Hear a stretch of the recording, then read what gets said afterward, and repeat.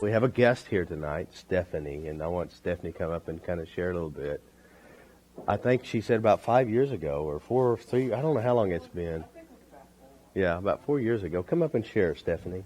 Like I came over for Tai Chi and really wasn't expecting this, but she asked the question like, were you trying to lose weight? Did you try everything? And I guess I'll go back and say, because she said some people don't care. I don't believe that. Everybody cares about their health and appearance and well-being. But like I said, I didn't know Robert or anything about Robert or the seminar, and I had just started going to Unity. Like I always say, I just saw my two of my favorite phrases, free and lose weight. And it was like on a poster thing over here. And I always try, that's just two things that always catch my attention. Free, lose weight. And so it was just the basic flyer. It really didn't say what the program was. And me being skeptical, because I had tried everything, weight loss pills, Slim Fast, cabbage soup diet. I think I did try everything. I can't think of anything, Fin, I can't think of anything that they had on the market that I did not try, no matter how ridiculous the cabbage soup was. A person with a master's degree just eating cabbage soup every day. I swear I did it. And a lot of stuff worked for the moment. Like the Fin, I lost a lot of weight, but as soon as they outlawed it, I gained it right back, you know. And so that's how I originally got started. And as I said before, I was very skeptical walking into it because, like I said, I was new to Unity, and the whole little spiritual thing was, I was getting into it. And I was just waiting for the pitch. Okay, where's the magic juice? That costs $39.95. Where's his book? That costs $49.95. I'm like, where is it? I was prepared to pay for it. Where is it? And so I had never heard of the tapping. When he started the tapping thing, I was like, oh my goodness, that is not going to work. That is just so ridiculous. That's like one of the stupidest things I've ever saw, but so is cabbage soup. When you don't even like vegetables that much. And so one thing that sold me on it is I had pain in my knees and back. And he was like, well, you could just tap out the pain. And I was like, no. But I started tapping, and it's like the pain in the session in my knees just almost immediately went away. Still skeptical, like, that's a flukes. That's just a flukes. It's like, since I was so heavy, the pain wasn't just horrible bad. It was that achy kind of bad. Like, it just, you can move, you can get through your day, but it just bothers you to get up and sit down and move around. It was to the point to where in the morning I just woke up and took aspirin just so I could, not be in that type of pain. And so instead I got up and I started tapping.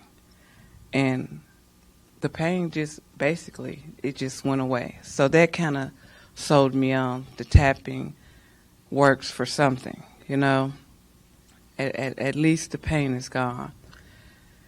And then I just started to feel better, like mentally. Like, I have this tool.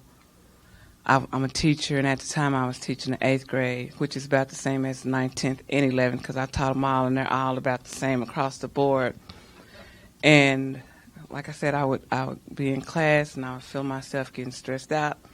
And if you want to know the snack person at the school, that was me.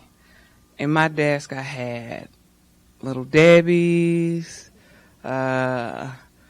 beef sticks, and not just beef raviolis, the little pop top. It's like if anybody got hungry, I swear they came to me, like, what do you have? And it's not even like, they would even put in personal requests, like, do you have chocolate? Well, no, I'm looking for something salty, Well, would you have some raisins? Or could I have a peanut butter sandwich? That's because I had bread, jars of peanut butter, everything. And so, I started noticing that, like, maybe work stress was like a trigger. And so I would just start tapping. I didn't even care it's like I thought I was being discreet, but after a while, if I would start yelling at the students, they would be like, do that thing you do and calm down, you know? You know, and they even had it down. They, do the thing you do because you're stressing, you know? And one thing that I'm noticing now is that I did the workbook and I wrote down a goal weight. And I wrote that goal weight down out of fear that I couldn't reach the real weight I wanted to be because I felt like that was like unattainable. Like I really kind of wanted to weigh like 145 or 150. But you read all these statistics like you shouldn't lose more than 100 pounds. So I wrote down the goal weight 100 pounds less than what I weighed, which is not what I really wanted to weigh. But I was afraid to put down what I really wanted to weigh. And now I'm thinking like, I just wanted to say that the thing, I'm still learning from this even though I don't come to the seminar. Like, don't commit to that because I wrote down 175. And I lost down to 175 and I maintained it. But then I'm not happy at 175 anymore. And I'm not 175 now. What I find that happens is I can get down a little bit like 165, 163. But some kind of way I end up back at 175. And that's like, Dodo, that's because that's what you tapped in, you know? And so now, you know, I'm working on it's okay for me to be 150 because I just had a lot of personal beliefs about being too skinny, you know, or too thin, and now I am working on, and it's working. It's working this time, but it took me like 3 or 4 more additional years to accept that 150 is okay, you know, because I did feel like that's too skinny coming from a family of 250 pluses, you know, like I don't want to be too skinny. I'm not going to fit in. All my friends are thick. You know, it's the belief out there that I'm a black woman. You know, I got to be shapely. If I get too skinny, I'm not going to have a big butt. You know, it's like, you know, I'm just trying to be real. Like, and it's like I had to let go of some of those things, you know, and focus on my feelings and how I feel, and I've learned to let go of, is that all you're eating? You know, you don't eat very much, or I'm full though, you know, you don't eat very much. Is that all you're eating? Or don't put, I hate when people make choices and decisions for me because I see people doing it now. Well, don't give her that because she's not going to eat it. No, put the pie on there. I'm going to eat it. You know, she's not going to eat that. You know, yes, I still eat, believe it or not. But, you know, it's like, you have to start dealing, first you have to deal with the inside stuff so you can start dealing with the outside stuff, because you would think people would be more supportive, but actually it's like you start running into sabotage or you run into sabotage or people who just don't understand. And I just had to tap on that too.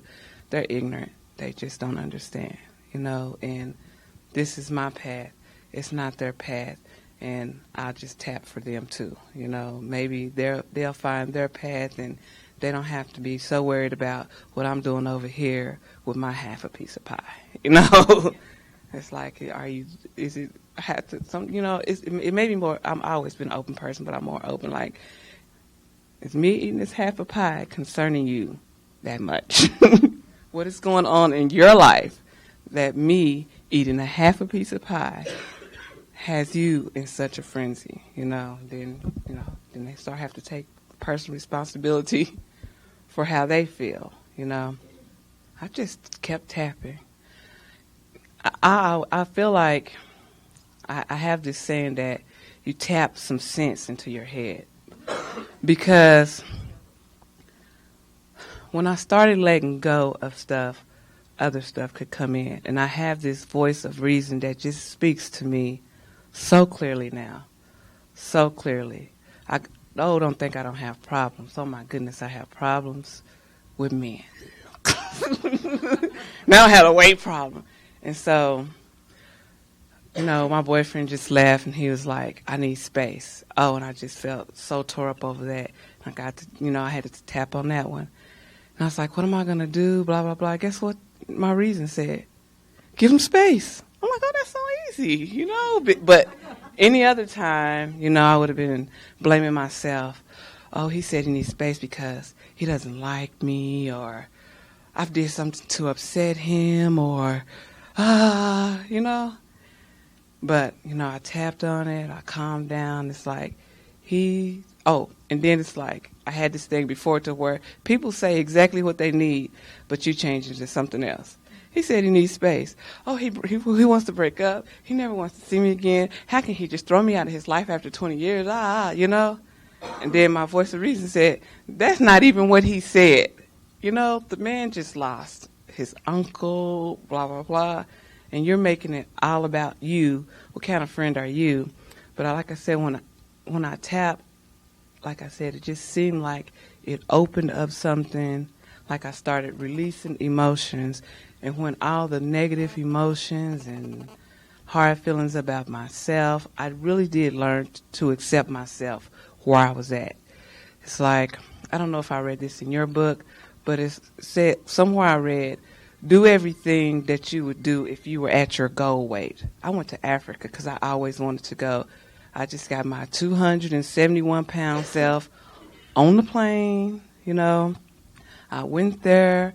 I came back because that's just what I wanted to do, because you always put off stuff until you lose weight. I went and took the fat photo because I was always just going to get the photo made after I lost the weight.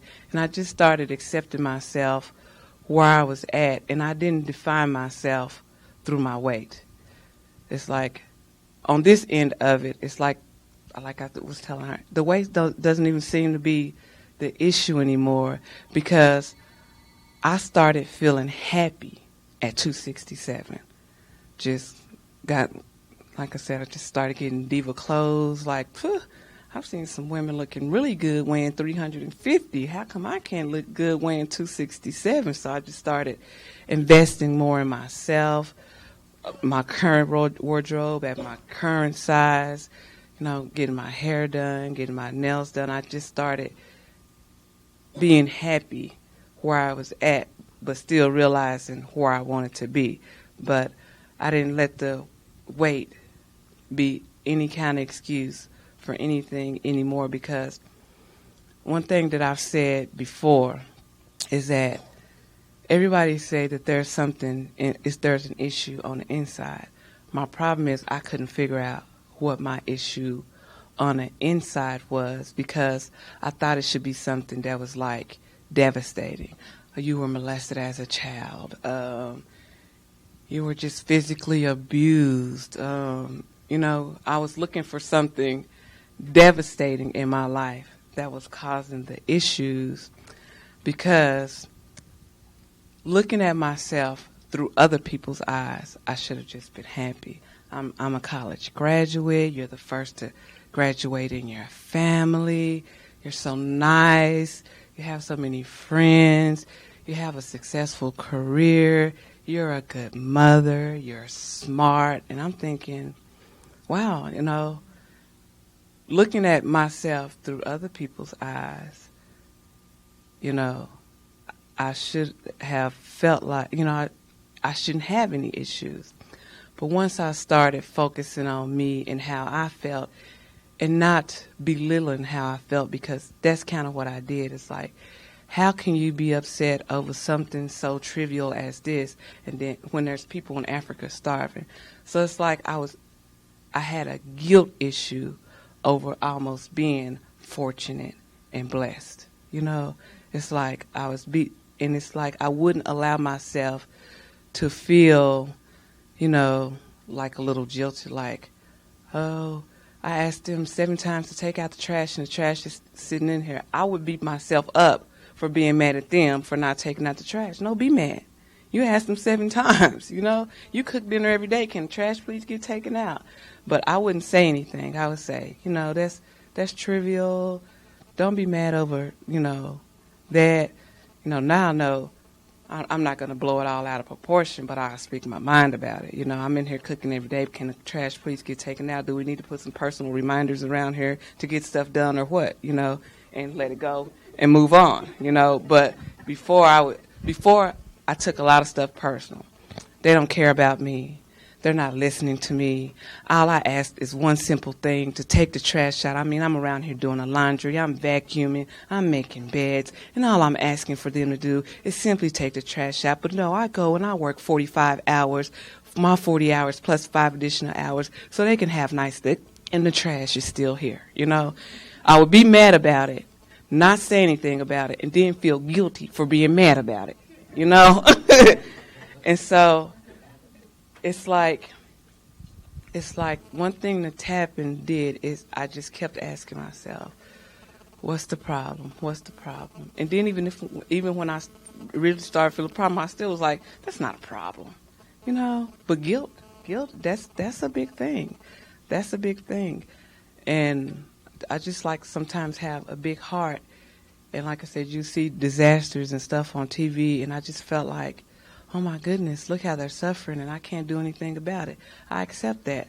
I can do something, I just can't fix the whole thing. Send your $20 check in, you know, send blessings with it, and know that you did what you could do, but stop trying to fix the whole thing, you know. Like I always tell my students now, because I'm in school, it's like, you know, they got us on this policy of no child left behind, and I'm sorry that it's not my policy. Some of y'all are not going to make it, and I'm going to allow you not to make it because that's your personal choice. But those of you who want to make it, then, you know, you can be on my team. But I'm not going to force y'all to make it. So no child left behind is not my policy, you know. About 10 months. About 10 months. To lose the weight. Yeah. You know what? Let me back up on that. My first attempt, my first workshop, so many issues started coming up that I dropped the weight loss focus.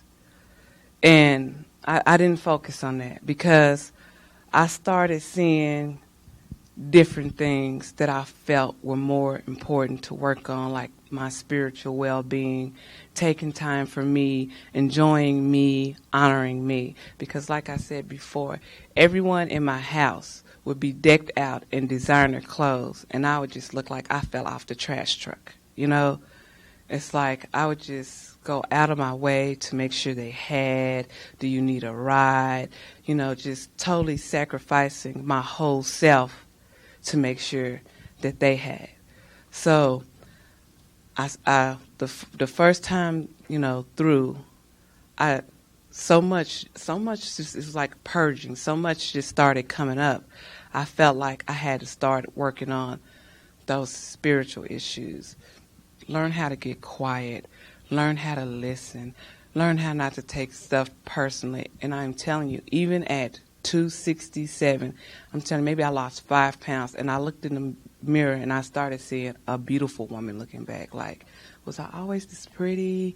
You know, it's like I started just seeing myself as pretty, even though I was 265. And when I put my clothes on, even if it was a size 22, I just looked really good in it. Like, wow, I look really good in these jeans, you know? And so once I came back to another one, and then when I really started focusing on the weight loss, which I really never really focused on it, it took about 10 or 11 months for the weight to come off, because the main thing I was focusing on was kind of like walking and how I felt when I walked and how I enjoyed it and how I liked being outside at Lake Hefner. And for a while there, it's like it was just melting off, you know. For like the first 6 months, it felt like it was just melting off. And I didn't go on a diet per se. I just made a list of the things that I knew wasn't helping my situation that I could live without, because I still eat plenty of candy, plenty. Because, like I said, tapping since then, I figured that a half of cheeseburger tastes just as good as a whole cheeseburger. And I started learning about portion sizes, and when I was actually full, how to stop, and experimenting with some new foods. But like, I gave a few things up because I really didn't like them anyway. I just ate them because they were convenient, like potato chips. I'm not a potato chip fan, you know. I just replaced that with maybe some almonds, or I don't eat a lot of bread because I wasn't a big bread fan anyway. And so I did cut some things out, but just by personal choice, not like I'm just trying to be on this super diet. Right. Let's see. About 3 years. About 3 years. It fluctuates a little bit. Like I say, sometimes I get down to that 163 and I find myself back at 173, but never have I been like back over 175. I take that back. One time I gained 20 pounds. That was a divorce. That was a little bit harder to tap on, But I say I gained the 20 pounds in 4 months, like from August to December, and then by the new year, I kind of realized what I needed to do, and then I had it back off in April. Mm-hmm. Yeah, and I think it's really important, and just like in the seminar, weight loss seminar, it's really about the emotion. Right. It's about how you think about yourself. It's how you process your world, and I even tell people who want to lose weight, start with the regular classes. Start addressing your emotional issues. As you address the emotional issues, you'll naturally lose weight without even trying much, because you're addressing the reason why you eat when you're not hungry. And then you start working on the other stuff. You start working on, I'm trying to get a love fix out of these cookies here. And then you address the cookies. Or you're trying to eat all the food. And like one of the things I remember, Stephanie, she said, well, I'm having trouble trying to throw that food away, So you have to address that program that you've been taught as a child, clean your plate. That's one of the biggest emotional drivers, is throw that food away, because you're so indoctrinated to eat it all, or you're going to get in trouble, or you're a good girl if you eat it all and you get candy or dessert. So those are emotional conditioning. So you have to break all those, and the real deal is learn to love yourself, learn to be nice to yourself. I don't throw the food away still. I never end up eating it, but if I go to a restaurant, I always take it with me. But that's okay. Yeah, too. yeah. Yeah, but we just don't want to abuse ourselves, period. Right. So give her a hand. Thank you, Stephanie. With my little separation out. That people ask for exactly what they need. And you need to hear their needs, but you need to make your needs known. Instead of beating myself up, I'll tell them, this house functions as a unit, and we all need to do our part. I've noticed that the trash hasn't been taken out for 2 weeks. You live here as well as I do. Can you please, like I said, what is it going to take for this trash to get from here on the curb without me doing it? Like I said, do we need some personal reminders? Do you need to program it into your cell phone at 6:15 a.m. Thursday morning, take out the trash? Because sometimes, like I say, I took stuff personal. It's not personal against you. They just keep forgetting. 6:15 is early in the morning, and you're trying to get your day going, and you're rushing. And like if it was my chore, like the first thing I would think in the morning is take out the trash. I wouldn't if that was my chore. Luckily, my chores fall at the end of the day, and they're so pressing, staring there right at you. I have to get it done. But if it was the trash tucked away in the garage, I might forget it too. And so I learned how to just start not taking it personal, trying to look at it, and I just asked exactly for what I need, I'm feeling a little insecure right now. Can I get some extra hugs and some kisses? Can I please get a few compliments? Do you think I look good in this outfit? Yeah, just ask, and it's amazing when you just ask and you're not putting a lot of, I can't stand nobody in this house. Y'all don't ever help out, because they don't hear you. They don't hear you then. Mm-hmm. They don't hear you. And then it's like, it's almost they put up a defense. But if you come to them and you're reasonable, I get a lot accomplished like that now.